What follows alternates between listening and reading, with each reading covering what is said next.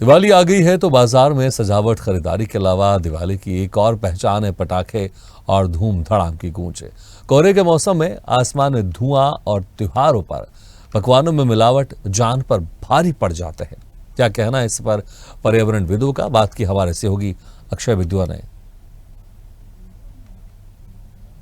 नमस्कार, मैं अक्षय विद्वा हूं। आप देख रहे हैं स्वदेश न्यूज और इस वक्त हम आए हुए हैं भोपाल के मिंटो हॉल में, जहां पर एक राष्ट्रीय स्तर का कॉन्फ्रेंस पर्यावरण पर आयोजित किया गया है, जिसमें कि देश विदेश से बहुत सारे पर्यावरणविद, पर्यावरण एक्सपर्ट, एनवायरमेंटलिस्ट आए हुए थे। और इसी में मध्य प्रदेश के मुख्यमंत्री डॉक्टर मोहन यादव भी आए हुए थे।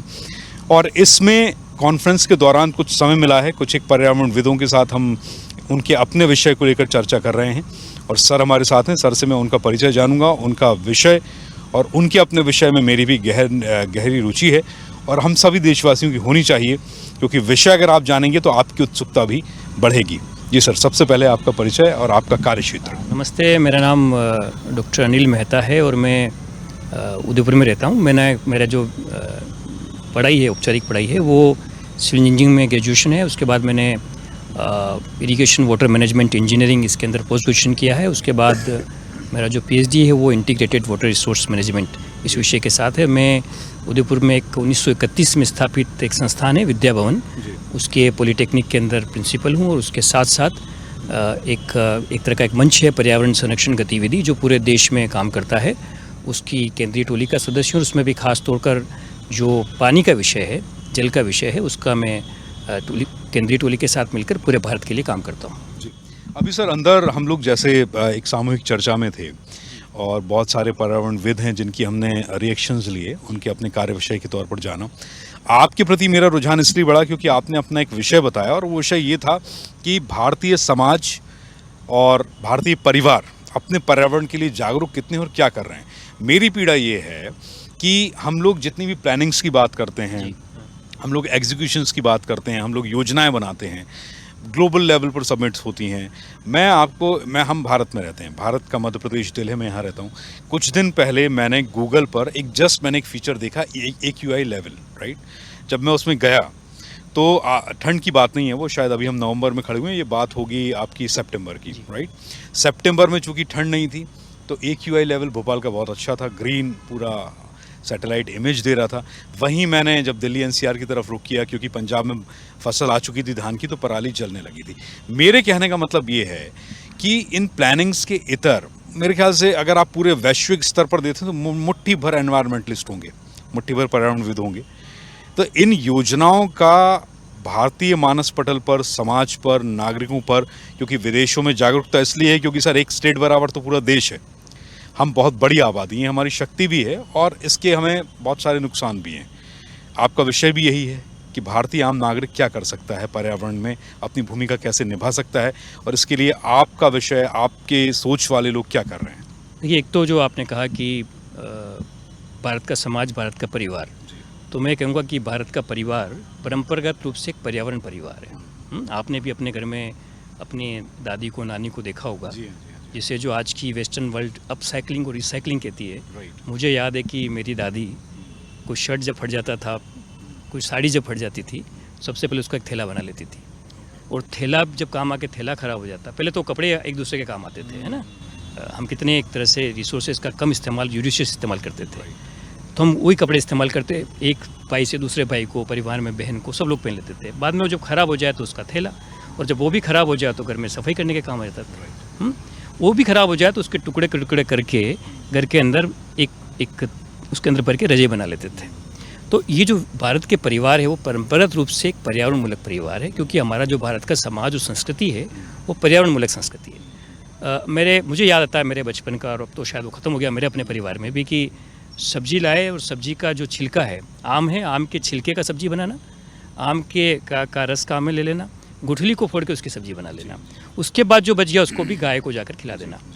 हम हमेशा कहते हैं कि गाय को पहली रोटी और कुत्ते को बाद में रोटी, चिड़ियाओं को दाना डालना, चींटी को नगरा डालना। तो चिड़िया, चींटी से लेके, पेड़ से लेके और समग्र सृष्टि की चिंता करना, ये भारतीय परिवार की नियमित पर्यावरण शैली थी। अनफॉर्चुनेटली हमने उससे बुला दिया। साधनों का इस्तेमाल कैसे, इस देश में जब इतने जनसंख्या नहीं थी, आबादी नहीं थी, तब भी यहाँ के समाज ने मिलकर इतने बड़े वाटर स्ट्रक्चर बनाए। ये क्यों भोज का तालाब, इतने बड़े भोज तालाब बने? भोपाल की इतनी बड़ी लेक्स जब तो इतनी आबादी नहीं थी, क्यों बनाए उन्होंने? और इतने बनाने के साथ भी ये कहा कि पानी का इस्तेमाल करो तो जुडिशियसली करना। पानी में अगर तुम पत्थर फेंकते हो तो अपनी माँ के पेट में पत्थर फेंकते हो। पानी को बर्बाद करना पाप करना। ग्रह नक्षत्रों से जोड़ दिया। ग्रह नक्षत्रों से वो साइंटिफिकली हाँ हमने जोड़ा। अगर आप पानी ज्यादा वेस्ट करते हैं और वो भी तो चंद्रमा कमजोर होता है। वो भी एक तरह से वैज्ञानिक सत्य में शायद आपको चर्चा में आगे बता सकूँ। तो ये भारत का जो परिवार है वो पर्यावरण मूलक परिवार है। वो रिसोर्सेज के जुडिशियस इस्तेमाल में विश्वास करने वाला, बचत में इस्तेमाल करने वाला, और सबसे बड़ी बात पंचमहाभूत जिन्हें हम कहते हैं, 5 तत्व, उनको हमेशा उनकी चिंता करने वाला, उनके संरक्षण के लिए काम करने वाला। इसलिए मैं कहता हूँ कि आप विश्व की तरफ मत देखिए, वहाँ से तो बेस्ट प्रैक्टिसेस को हम सीखेंगे, हमें सीखना चाहिए, हम अपने दायरे में नहीं रहना है। लेकिन भारत के पर्यावरण विचार को, भारत के पारिवारिक पर्यावरण विचार को अगर वैश्विक बेस्ट प्रैक्टिसेस साथ अगर कहीं हैं, उनके साथ ब्लेंड कर लिया जाए तो जैसे हम कहेंगे कि ट्रेडिशनल विजडम, ट्रेडिशनल ज्ञान और हमारी जीवन शैली अगर इन सबको मिला दें तो मुझे नहीं लगता कि विश्व में कोई पर्यावरण की समस्या हो सकती है। लेकिन सर अभी मैं एक स्टोरी देख रहा था, यूट्यूबर्स को सुनता रहता हूँ, तो इसमें ये बताया जा रहा था कि हरित क्रांति से बहुत नुकसान हुआ है। जो पेस्टिसाइड्स का यूज़ होने लगा है तब से बहुत नुकसान हुआ। आप देख सकते हैं कि हमने देखा अभी कि एक स्टोरी की पंजाब हरियाणा में गेहूं सबसे पहले बहुत ब्लास्ट लेवल पर उसका प्रोडक्शन हुआ, लेकिन अब एक ट्रेन चलती है जो हरियाणा से कैंसर ट्रेन कहलाती है, पंजाब से राजस्थान आती है। राइट।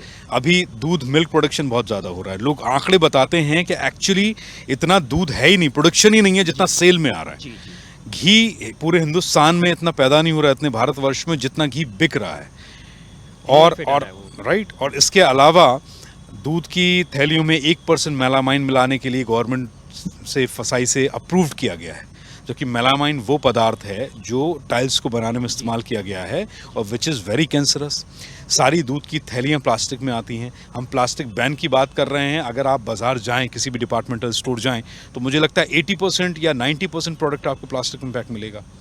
तो ये इतनी बड़ी क्रांति कैसे लेकर आएंगे मुट्ठी भर लोग? देखिए, पहली बात तो जो आपने हरित क्रांति कहा, हम अधिक खपत की तरह गए।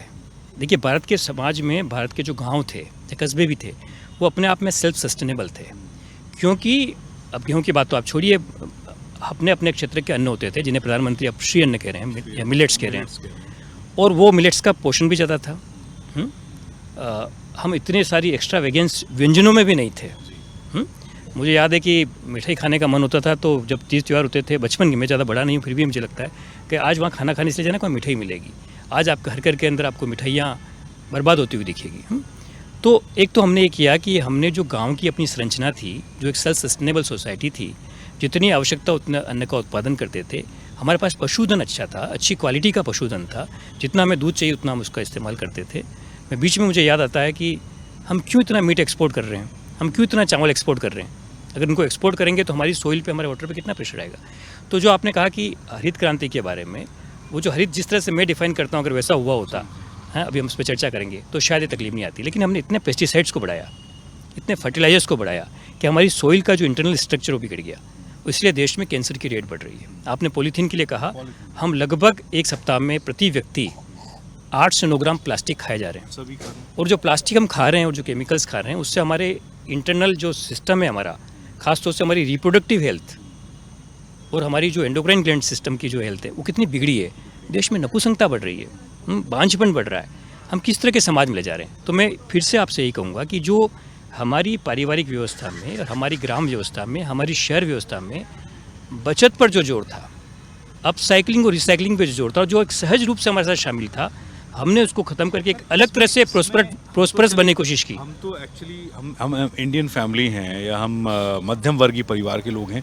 हम तो शायद अपने जीने के साधनों को अपने लेवल पर उतना, गांव के किसान को आप छोड़ दीजिए, मेरे ख्याल से 70% आबादी अब शहरों में भी रह रही है, कस्बा इलाकों में भी रह रही है, जो प्योर रूरल्स नहीं है, जहाँ ऑर्गेनिक फूड आप पैदा नहीं कर सकते हैं। इनफैक्ट अब तो गांव में भी ये हो चुका है कि लोगों ने मवेशियां सड़कों पर छोड़ दी हैं। आए दिन के जो आप एक्सीडेंट्स देख रहे हैं, और जो गौ रक्षा के लिए बनाए गए न्यास और विभाग हैं, वो बस ताले में क्या काम कर रहे हैं वो तो भगवान ही जानता है। लेकिन अब तो गांव में भी लोग पैकेटों का दूध पी रहे हैं। कॉरपोरेट्स जो हैं हम उनको भाई वो तो मिलेनियर्स कंपनी है ना, उन पर हम क्यों कोई जोर नहीं देते हैं कि भाई आप सबसे पहले इस हेल्थ के लिए आगे आइए। बहुत सारी, मुझे लगता है हर औद्योगिक घराने का अपना एक वेलफेयर कंपनी बनी हुई है, एक स्व सहायता समूह बना हुआ है, उन्होंने कुछ CSRs बने हुए हैं, NGOs निकाली हुई हैं उन्होंने। तो हम कॉर्पोरेट्स पर क्यों बात नहीं करते हैं कि भाई आप तो देश में इनिशिएटिव ले सकते हैं ना, आप तो बड़े उद्योगपति हैं, अरबों खरबों रुपए का आपके पास में साधन है आय के। तो इस देश की हेल्थ के साथ, नागरिकों की हेल्थ के साथ बचाने के लिए उन्हें तो आगे आना चाहिए। हाँ, तो इसमें और मैं ये आपसे- जहर परोसा तो वहीं से जा रहा तो है। मैं आपसे कहूँगा, देखिए ये मार्केट का प्रभाव रहा कि इन्होंने हमारी गांव तक जीवन शैली को बदल दिया, और हमारे कंजप्शन के पैटर्न को बदल दिया। पर मैं कहता हूँ कि चाहे देश का उद्योगपति हो, चाहे देश का राजनेता हो, चाहे सामान्य इंसान हो, आप और मैं हो, जिस चीज़ पे मैं सबसे ज़्यादा जोर देता हूँ वो कहता हूँ कि हमारा दृष्टिकोण बदले, हमारी मानसिकता बदले। ये मन के भाव और दृष्टिकोण जब बदलेगा तो जो मैं बार बार कहता हूँ कि अगर पर्सपेक्टिव बदलता है तो पॉलिसीज़ बदलती है और प्रैक्टिसेस बदलती है। हम सब लोग क्यों नहीं समाज के अंदर बड़ा डिस्कोर्स तैयार करें कि हम इसी के साथ इस बुलेटिन में फिलहाल इतना, लेकिन खबरों का सिलसिला लगातार जारी है। आप देखते रहिए स्वदेश न्यूज़, सबसे पहले देश।